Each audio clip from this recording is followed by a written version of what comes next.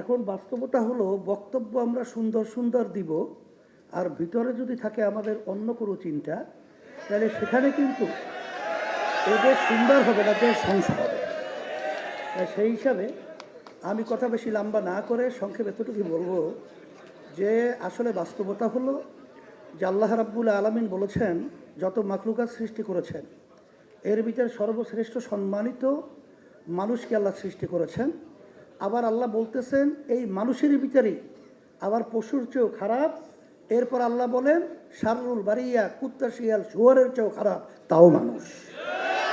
তার বাস্তবতা আপনারা দেখেছেন এই বাংলাদেশের ভিতরে যারা দেশ পরিচালনা করেছে এদের পরিচালনায় হাজার হাজার মায়ের কোল সন্তান হারা হওয়া, এদেশের টাকা বিদেশে পাচার হওয়া, লক্ষ লক্ষ মানুষকে মিথ্যা কেসের মাধ্যমে তাদের সংসারকে বিলীন করা, আজকে মানুষ স্বাধীনভাবে মাথা উঁচু করে দাঁড়াবার মতো এই পরিবেশ না থাকা, এটা কিন্তু দায়দায়িত্ব যারা দেশ পরিচালনা করেছে এদের মাথায় কিন্তু বর্তাবে। আমরা যেটা লক্ষ্য করেছি যেটা করবেন, আসলে আমাদের প্রত্যাশা হলো এখনই করার পরিবেশ তৈরি করা। কর্ম শব্দটা আমাদের ভালো লাগে না, কারণ আমরা বিগত দিনে বহুত দেখেছি এই দেশের ভিতরে আজানের শব্দে বাচ্চাদের ঘুম ভেঙে যায়। বাংলাদেশের রাজধানী ঢাকাকে বলা হয় মসজিদের নগরী।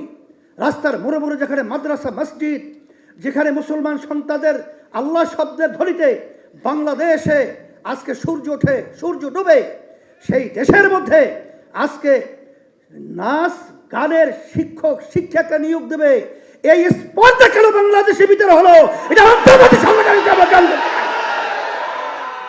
এই জন্য পরিষ্কার বলছি যে এখন ওই সিদ্ধান্ত বাতিল করতে হবে এবং ধর্মীয় শিক্ষা প্রাথমিক শিক্ষা অঙ্গনে সেটা বাধ্যতামূলক এটা ব্যবস্থা করতে হবে। বিশেষ করে আমাদের কওমি মাদ্রাসাগুলো তাদেরকে অবহেলা করা হয়।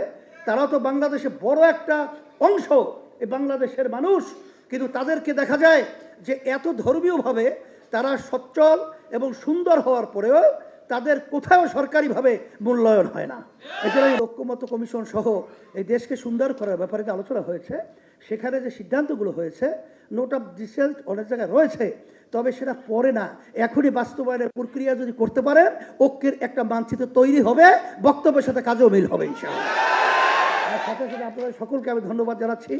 আর যেহেতু আসরের নামাজে অনেক সময় হয়ে গেছে, আপনারা কষ্ট করে এসেছেন, আর সবাইকে ধন্যবাদ জানিয়ে আমরা একাকার হয়ে ইসলাম দেশ মানবতার পক্ষে এই দেশ গঠন করার ব্যাপারে ফ্যাসিস্টরা আর যেন আমাদের দেশের ভিতরে আধিপত্য বিস্তার করতে না পারে এই দোয়া রেখে, আমাদের দেশে বিদেশে যেন টাকা পাচার করতে না পারে, মায়ের সন্তানদের আলকোর হালাল হতে না হয়, আমাদের দেশে গুম খুন যেন না হয়, চাঁদাবাজরা যেন এই দেশের ভিতরে ব্যবসায়ীদের ব্যবসার ভাবে ডিস্টার্ব করতে না পারে, এই অনুরোধ রেখে আশা রেখে আপনাদের সবাই ভালো থাকেন, দোয়া করি। আল্লাহুম্মা আমিন।